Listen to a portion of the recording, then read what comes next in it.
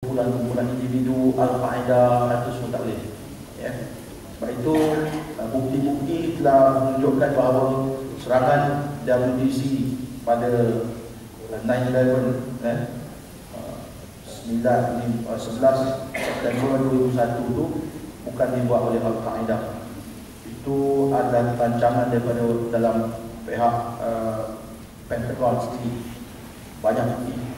Itu boleh cari di internet. Hari ini telah banyak NGO di Amerika Syarikat minta kes WTC itu dibuka semula kerana banyak bukti menunjukkan banyak pihak-pihak zaman pemerintahan Bush yang mendapat keuntungan daripada peperangan daripada peristiwa tersebut. Dan individu-individu yang dikatakan terlibat dalam merampas kapal terbang dan menyerang WTC itu ada individu-individu yang masih hidup berada di negara masing-masing.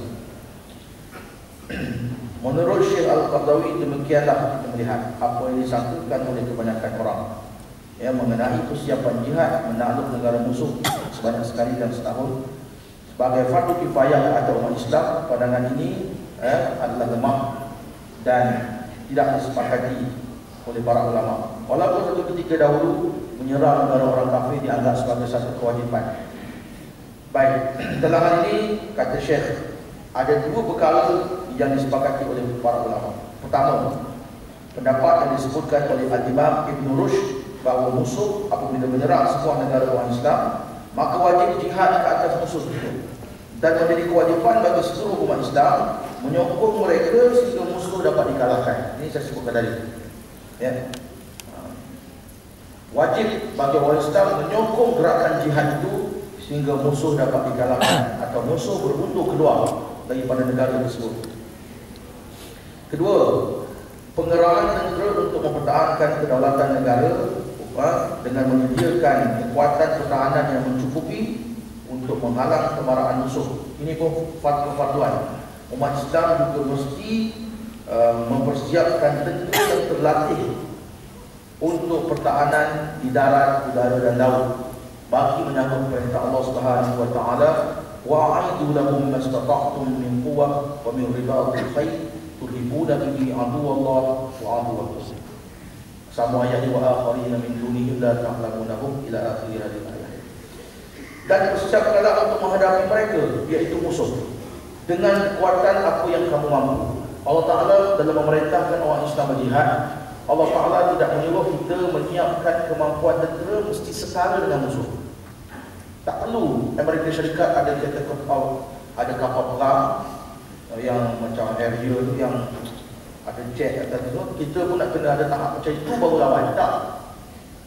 Allah Ta'ala sebut mastata'tum min quwwah. Apa yang kamu mampu? Apa yang paling kamu mampu? Setelah kamu berusaha kumpulkan kekuatan, ketenteraan, persenjataan yang kau mampu, yang lain itu serah kepada Allah Subhanahu wa taala. Yang lain itu serah kepada Allah Subhanahu wa taala. Sebab dalam peperangan-peperangan dalam sejarah Islam pun kemenangan berlaku bila tentera Islam sejati tak cukup. Umpamanya peperangan Badar sendiri, kurang daripada separuh yang menggunakan pedang, yang lain hanya menggunakan pelepah tamar. Tetap boleh bayar, pelepah tamar diluncingkan ujung dia. Sebab peperangan Badar yang asalnya 315 orang, dia pergi hanya untuk menahan kafilah Abu Sufyan. Abu Sufyan, dia punya penjaga yang jaga harta tu ada 40 orang. So kalau ada 300, lepas tu 2 orang patah 315, 2 orang patah balik dengan arahan Nabi SAW, tinggal 313 nak lawan 40, tanpa Abu Sufyan 40 lebih. Berapa orang ke Abu Sufyan? Adalah katakan paling banyak mereka ni ada 50 orang. 313 lawan 50 orang. Kalau separuh pun orang Islam yang bawa pedang, ada 150 lawan 50. Allah. Separuh lagi tak pakai pedang. Mereka tak ada yang tak pakai baju besi pun. Dan mereka hanya tunggu di balik-balik bukit, memegang pelepah tamar yang diruncingkan ujung itu.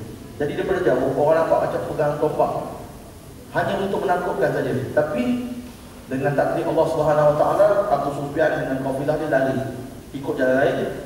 dan meminta bantuan Mekah hantar 1,000 tentera. 1,500 asalnya. 1,300 tentera. Lepas tu sebahagian patah balik. Bila berlaku pertelikahan sesama musyrikin, patah balik. Abu Jahal memimpin lebih kurang 1,000 tentera. Yang itu yang masalah. Dari segi kekuatan senjata, patutnya orang Islam patah balik, tak sah perang. Pasal 1,000 tentera, lebih kurang 1,000 tentera yang dipimpin oleh Abu Jahal ni, senjata dia lengkap, kuda dia, unta dia, baju besi dia, pedang dia, semua cukup lengkap. Orang Islam tak cukup kelengkapan. Tetapi Allah Ta'ala mentakdirkan kemenangan bagi pihak Islam. Walaqad nasarakumullah bi Badrin wa antum adillah. Sesungguhnya Allah Ta'ala membantu kamu dalam peperangan di Badrin, di Badar, dalam keadaan kamu adillah. Adillah ulama kata dalam keadaan kamu kekurangan tentera dan kekurangan senjata. Kamu boleh menang. Sebab itu orang Islam tidak dituntut kita mesti Amerika Syarikat ke Korea ke mana ke Rusia ke ada kekuatan bom nuklear. Kita pun kena bangunkan saintis kita buat bom nuklear, baru kita setara dengan musuh. Tak payah. Mastata'tum wa a'iddu lahum mastata'tum min quwwah. Maka disuruh kita persiapkan apa yang kita mampu daripada kekuatan. Al-Quwwah adalah hadis yang diriwayatkan oleh Imam Al-Bukhari. Nabi SAW merujuk kepada kemahiran menggunakan senjata. Ala innal quwwata rabb, ala innal quwwata rabb. Kemampuan melempar senjata, lembing, panah. Zaman sekarang ni, kalau ikut pandangan Imam At-Tabari, apa saja bentuk senjata jarak jauh. Kalau dulu panah, zaman sekarang ni apa? Mortal, yang itu letak peluru, tung, masuk peluru, tung. Itu termasuk semua. Kamu kena ada kemahiran itu, kemahiran menggunakan senjata, kemahiran menggunakan rifle dan sebagainya. Wabil ribatil khair, untuk berkumpul dengan kuda-kuda yang ditambat untuk berperang. Zaman sekarang ni kereta kebal, naik kuda hancur, kan? Naik kereta kebal, kemampuan menggunakan mempersiapkan kereta kebal. Yang dengan persiapan itu kamu menggentarkan musuh Allah dan musuh kamu. Dan beribu Nabi adu Allah wa aduwakum. Surah Al-Anfal ayat 60. Berkenaan dengan ayat itu, ribuna bihi aduwallah. Tuan-tuan, bila orang Islam dituduh sebagai pengganas. Pengganas satu benda. Bahasa Melayu terjemahan pengganas sebenarnya tak tepat. Sebab bahasa Inggeris dia teroris, terorism. Teror ni apa? Teror ni satu yang dahsyat. Saya buat kata kerja tu bentang tentang tajuk ni. Teror ni makna dahsyat, satu yang menakjubkan, sesuatu yang teror. Orang Melayu tu teror tu makna teror lah kau main bola, teror kan? Dahsyat kau main bola, menakutkan. Teror ni sesuatu yang menakutkan. Sebab itu perbuatan terorisme ni dia rompakan, satu bentuk terorisme, rompakan, merampas kapal terbang, ugutan bom, lapangan terbang ke mana-mana, stesen kereta api, itu semua bentuk terorisme. Teror dia dengan perbuatan satu tindakan yang boleh mendatangkan chaos, huru-hara, suasana tidak selamat. Kalau dalam bahasa Arab, tuan-tuan, terorisme diterjemah dengan makna irhabiyah. Irhab maknanya menggerunkan. Kalau tengok ayat Quran ni, tuan-tuan, memang orang Islam dia kena jadi teroris. Jangan salah faham. Bukan maksud kita kena buat bom, ancam orang, bukan. Turhibuna bihi aduwallah wa aduwakum. Bila orang Islam ada persiapan jihad, perkara itu akan menggerunkan, kamu akan menggerunkan musuh Allah dan musuh kamu. Hari ini kenapa musuh tak takut dengan orang Islam? Pasal kamu tak ada persiapan. Musuh pun tahu kamu beli kapal terbang second hand. Musuh pun tahu. Tak ada perang pun kamu punya helikopter berapa kali jatuh, terhempas. Berapa banyak latihan yang tentera kamu mati, terkena peluru, macam-macam. Musuh tahu. Kalau dia jual kepada kita jet jual pun, dia boleh kontrol daripada negara dia. Okey, kalau kamu nak guna jet untuk apa boleh, untuk 5 kan, dilangkaui asap itu terpulang. Tapi kalau kamu nak awal aku, jetnya aku boleh kontrol daripada tempat aku. Ni yang didedahkan pada saya oleh seorang general, bekas general lah, general besar. Sebab tu kita punya ketenteraan ni tuan-tuan 20 tahun ke belakang berbanding negara-negara pengeluar senjata. Ya. Jadi musuh tidak turun kepada kita.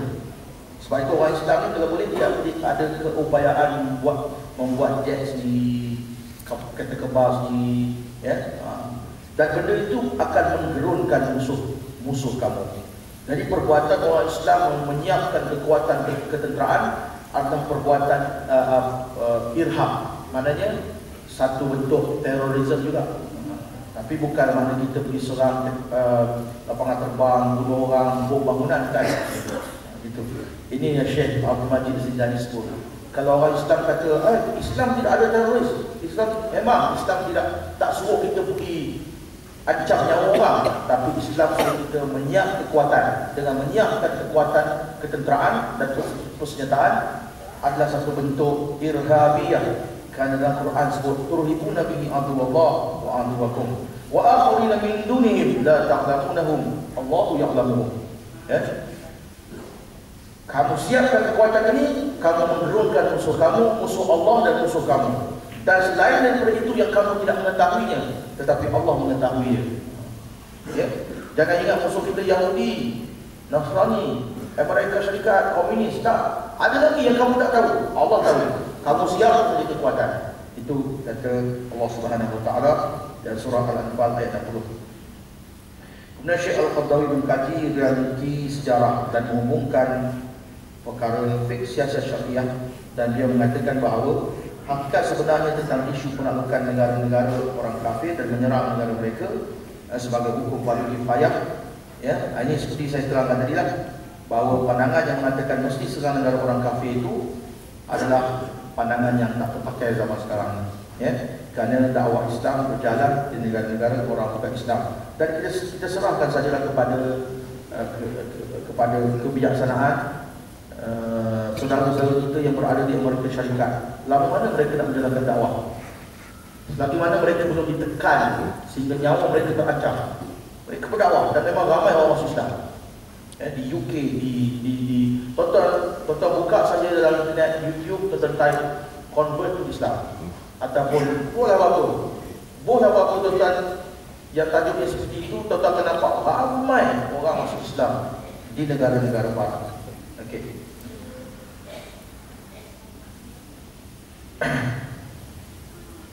Kata Syekh Al-Qaradawi tadi, kita mengimpikan bahawa suatu hari nanti manusia akan menikmati kehidupan yang aman. Memang Islam ni, ya, bukan agama peperangan, bukan agama untuk menimbulkan kerosakan. Kita nak menikmati kehidupan yang aman. Kita sangat berharap orang yang berkuasa tidak akan menindas golongan yang lemah. Orang yang kaya tidak menekan orang yang miskin, sehingga terlaksananya keharmonian dalam kehidupan seperti yang dinyatakan dalam Al-Quran. Walaula daf'ullahi nas ba'dahum bi ba'd lafasadatil ardh walakin Allah dzul fadli 'alal 'alamin.